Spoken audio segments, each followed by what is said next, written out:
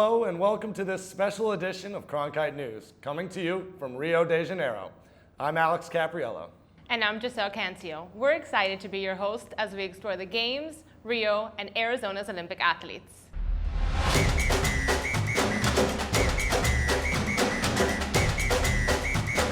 There were a couple times where I smiled.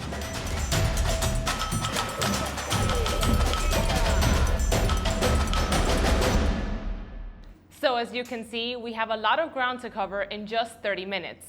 So let's begin with Samantha Witherwax, who takes us across the marvelous city, the first in South America to host the Olympic Games. I'm here in Rio on Copacabana Beach. The Olympic rings are behind me. This is one of the few spots that they are placed throughout the city. The city is honestly kind of bustling. There's a lot of people around, thousands of people just enjoying this atmosphere, and there's a lot to explore here in Rio.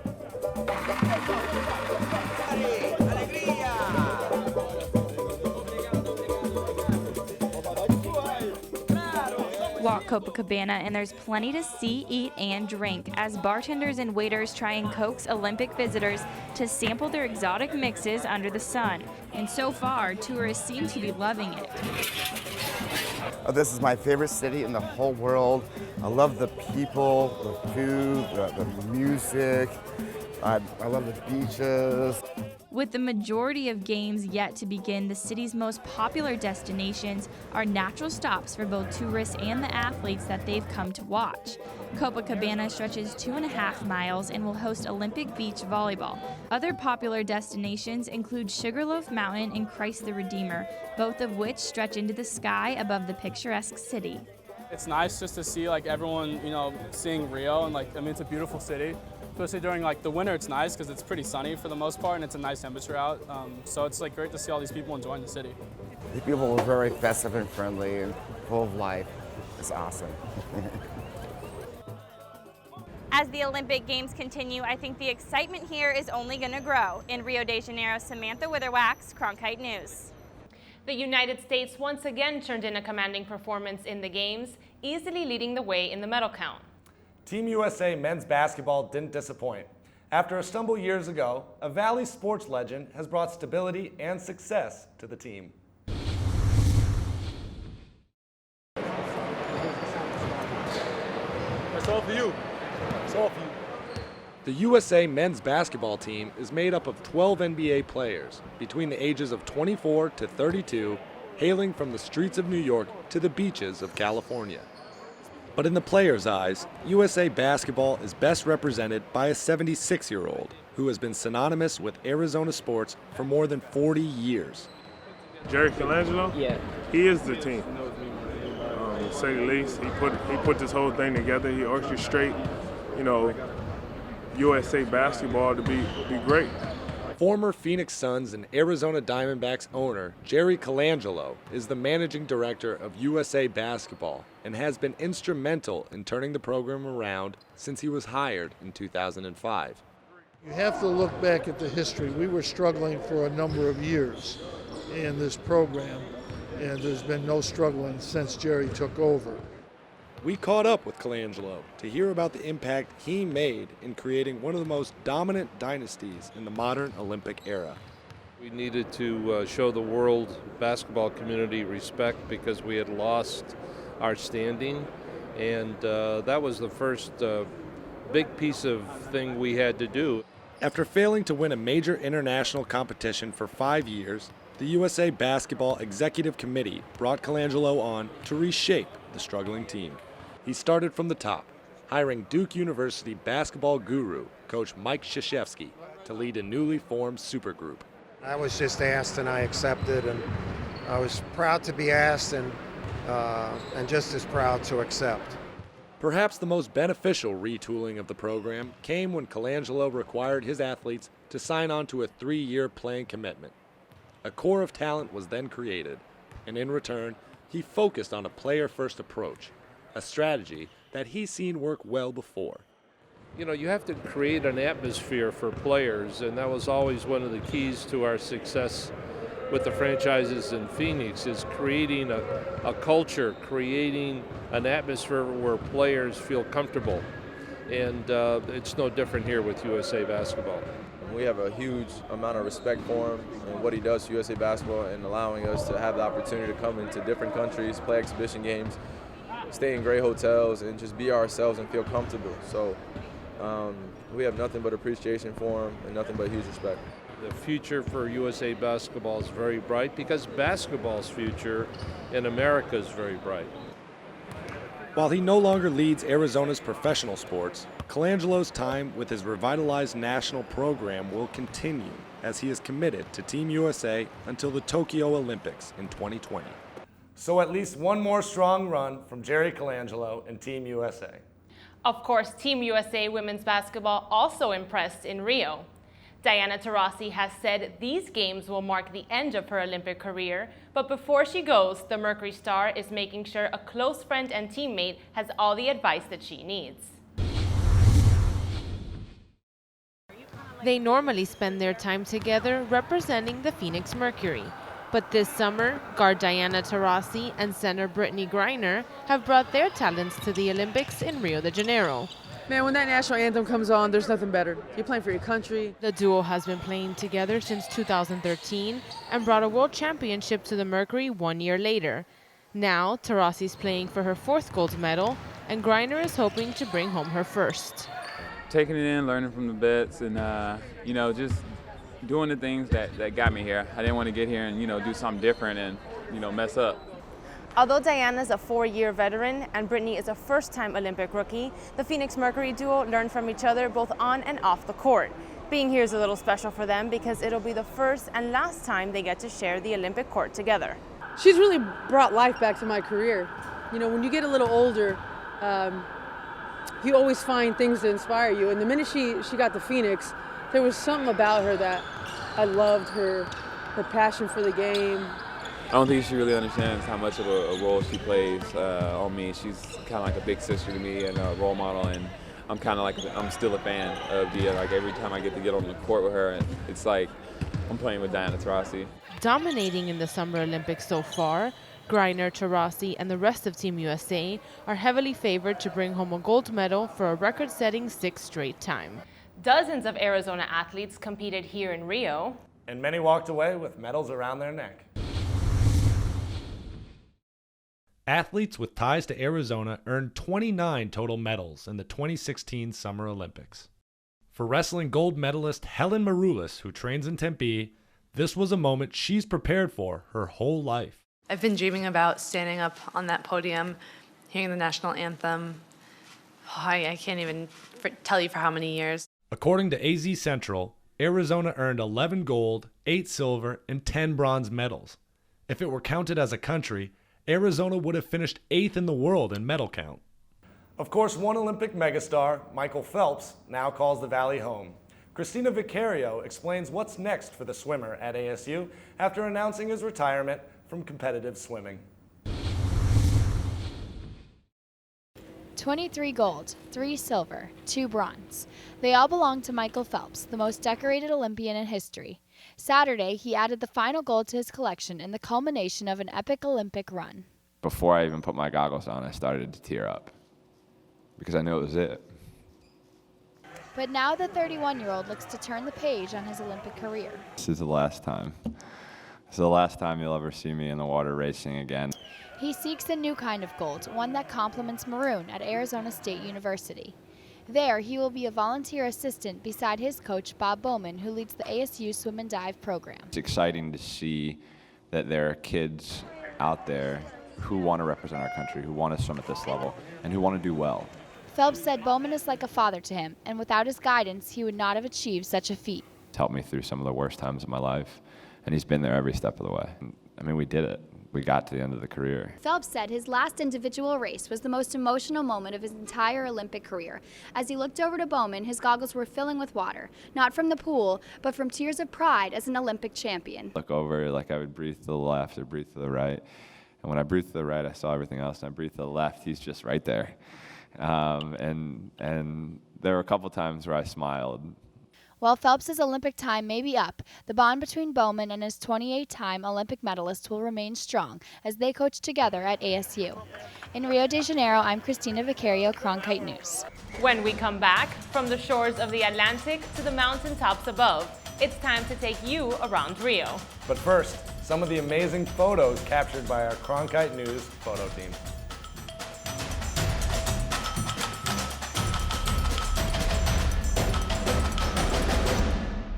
Your favorite PBS shows, ready to watch when you are. Anytime, any place. Find more ways to explore than ever before. Welcome back to this Cronkite News special from Rio de Janeiro and the 2016 Olympic Games. We're coming to you from Ipanema Beach, just one of the famous strips of sand in the city. Christina Vicario explains how the beach has become an important part of this city's culture.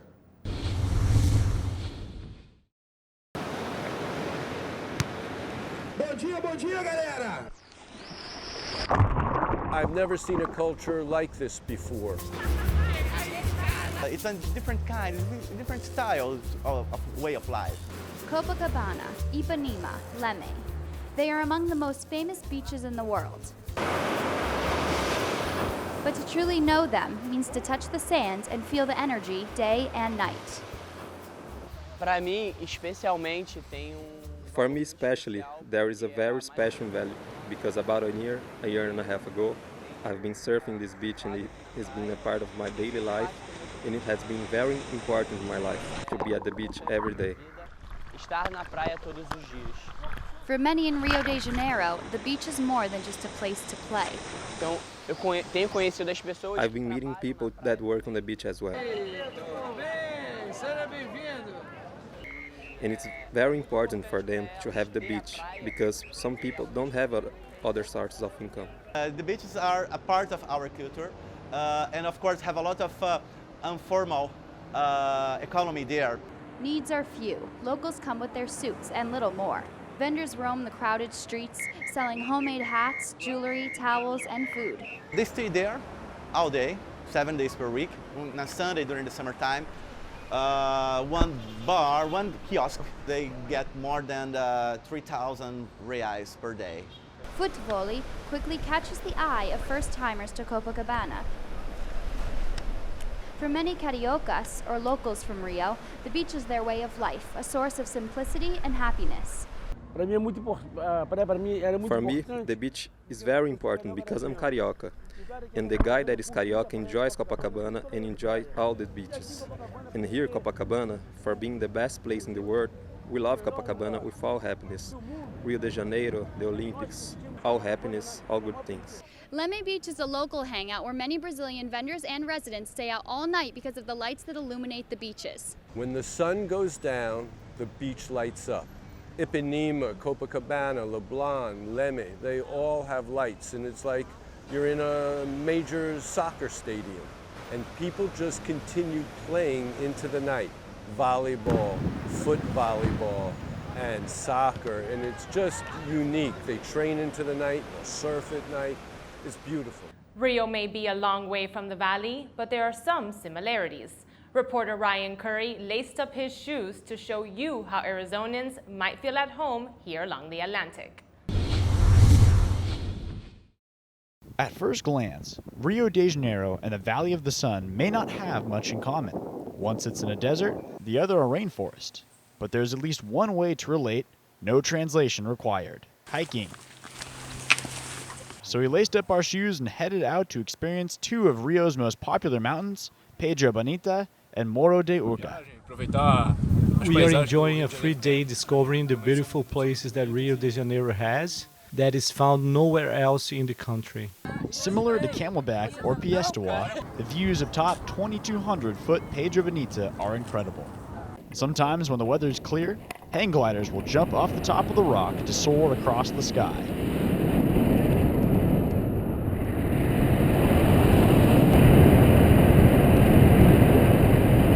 But the journey to the top is just as fun. Travelers are making their way up to the top of Pedra Bonita. These cool little critters encounter them along the way. Tourists maybe find them that these species of tamarin are very friendly because all they want is just a little piece of cookie or banana. The animals spend all day climbing trees, waiting for travelers to give them food, and hikers don't mind sharing treats.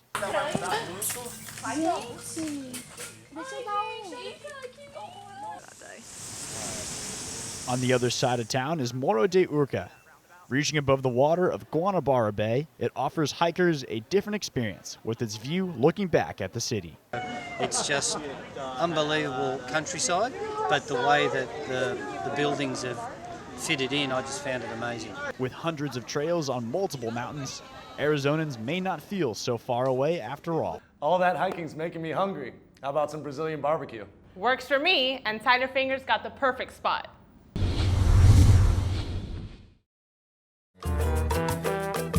Welcome to Rio de Janeiro. With world-renowned beaches, an incredible nightlife, and of course, fantastic food, here in Rio, there's no shortage of places to eat. But if you want a truly Brazilian experience, locals say a churrascaria is a definite stop. Just a few short steps from Copacabana Beach sits BRASEIRO, an authentic hole-in-the-wall churrascaria. For more than 50 years, the family-owned restaurant has held on to their secret family recipe that keeps people coming back for more. It's very original, and I was here in the World Cup when I came here then, so I've been coming here, not every day, but quite a lot. Our homemade seasoning is special. It's made by our cook for the last 50 years. It's made with local herbs. That's what gives our chicken flavor. It's more than just a place to eat. Not only can you hear the sizzle of the meat on the grill, but you can see and smell it too. You also can talk to the chef while he prepares the food. Granted, you have to understand Portuguese. And for the employees, that's the best part. I like being in the churrascaria, serving the customers. That's what is cool. With a variety of food on the menu to satisfy any meat craving, BRASEIRO and churrascarias just like it bring tourists and locals alike to the counter to get their grub on. The steak mainly, but everything else is very good. You can fill yourself up for around $20 with drinks and still have time to take a stroll down Copacabana Beach before the night ends. In Rio de Janeiro at the Olympic Games, Tyler Fingert, Cronkite News. When you walk along the beaches of Rio, you can't help but be impressed by the sandcastles. They're works of art, and as Zuriel Loving discovered, for some, a way to a better life. Playing in the sand is not just an activity for children in Rio de Janeiro. Along the beaches of Copacabana, artists create visual masterpieces solely of sand and water. Artists like Josian Rodriguez began creating sand sculptures as a child on Copacabana with help from his Colombian mentor. He traveled the whole world making these sculptures. And I was a kid when I was passing by here and I met him. We started a friendship. I started to play with the sand and started to learn. Josian says his skills have taken him all over the world, from South America, Europe, the Middle East, and Asia. But he keeps coming back to Copacabana. I think Rio is the main place in Brazil, and Copacabana is the main place in Rio. And here at Posto 5 is the most famous place in Copacabana. It's crazy how much work they put into it, and like you can tell how much time that they spent on each castle, and I like seeing all the different ones. While tourists see the sculptures as amusement, Josian uses his as solace. When I do this, I feel like I'm in another place. It's my moment of therapy and it makes me feel free. In Rio de Janeiro, Zuriel Loving, Cronkite News. There's something else you notice here on Ipanema and other Rio beaches, a game that combines soccer and volleyball. It sounds pretty tough, but Cronkite News reporter Al Gao got in the middle of the action.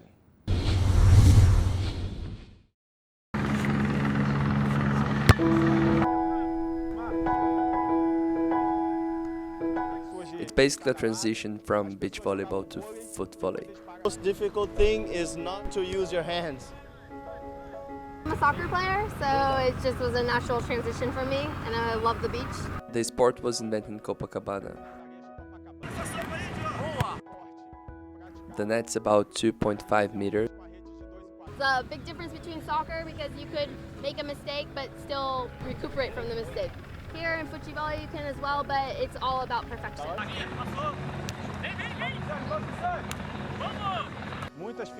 A lot of people get impressed by the sport and are also curious about it.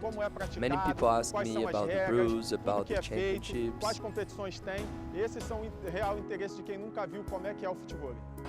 During the Olympics, these factors are even stronger because the whole world is watching us. And this helps us to promote the cool sport, which is footvolley.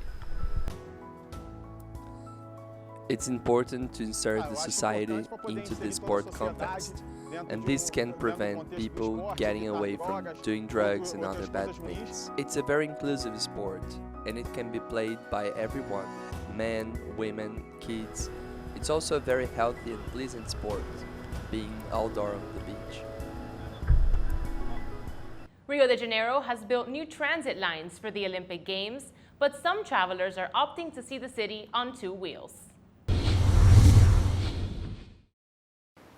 Rio de Janeiro covers 485 square miles, and you can't walk them all. So some of the American tourists who've descended on the historic city are hopping on bikes instead.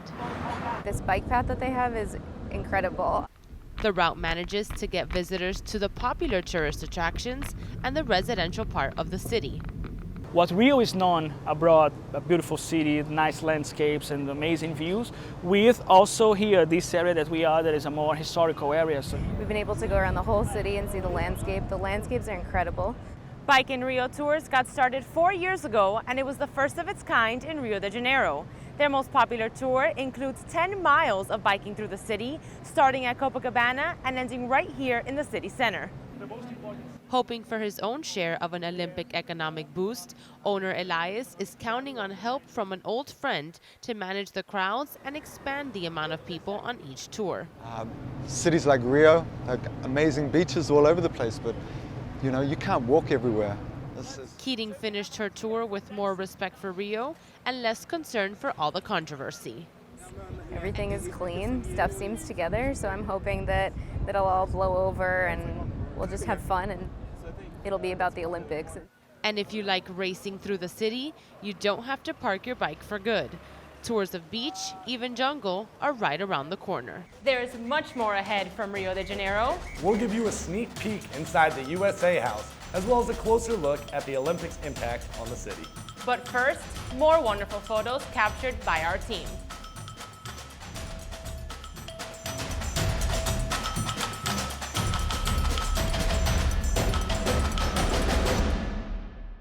Become a news source for the Arizona PBS Public Insight Network. Your ideas and insights can help us create relevant and distinctive reporting. Join now at azpbs.org/pin. Welcome back. You may not realize it, but most countries establish hospitality houses during the games, usually closed to the public. But our Tyler Finger got a sneak peek inside the USA House and all it offers its athletes, their families, and VIPs. Welcome to USA House, here on iconic Ipanema Beach. USA House has been a tradition since the 2002 Winter Olympics in Salt Lake City. This area is really the heart of the house. This is what we call main hospitality. Funded by the United States Olympic Committee, for a few weeks the house is meant to serve as a private gathering place for athletes, family, and a few select others.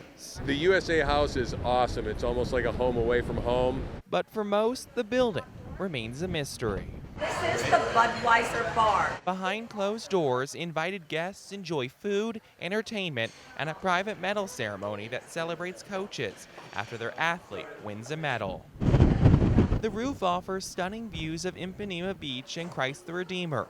Just steps from the sand, the converted school is decorated with a beach theme. During our visit, we ran into the parents of silver medal winner Sam Dorman of Tempe.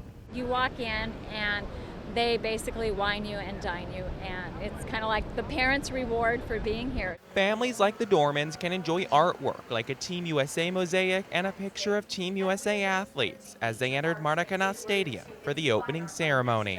And the tour ends at the Team USA shop, where you can buy pretty much any gear you might want to cheer on Team USA. At the Olympic Games in Rio de Janeiro, Tyler Finger, Cronkite News. We're running out of time, but we hope you've enjoyed this closer look at Rio de Janeiro and all of Arizona's connections to the games. But before we go, we want to take you to the Olympic flame. Why? It's because this year's Olympic cauldron is breaking tradition. One of the most iconic parts of the Olympic Games is the Olympic flame. It's quite the sight, and it's bringing thousands of people to downtown Rio every day. You have to see it. It's like the symbol of the Olympics. Tonight, the Olympic flame shines bright, symbolizing the 31st Summer Olympiad. I think, for me, until the present moment, the most beautiful one. The first time I saw the flame was on TV before I got here, and I liked it a lot, so I'm glad to see it here live. Hundreds of people are waiting to take pictures in front of the Olympic flame, but this year's flame location is different than Olympics past.